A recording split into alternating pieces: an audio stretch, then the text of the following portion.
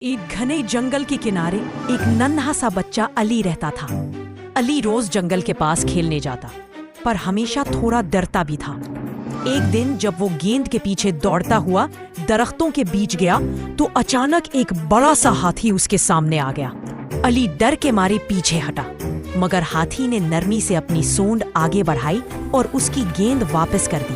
علی کو حیرت بھی ہوئی اور خوشی بھی۔ اگلے دن علی دوبارہ جنگل گیا اور ہاتھی کے لیے سیب لے گیا۔ ہاتھی نے خوش ہو کر زور سے پھو پھو کی آواز نکالی۔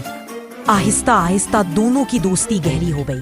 ہاتھی علی کو اپنی پیٹھ پر بٹھا کر جنگل کی سیر کراتا، ندی پار کرواتا اور ٹھنڈے پانی سے نہلاتا۔ ایک دن علی ندی کے قریب پھسل کر گر گیا۔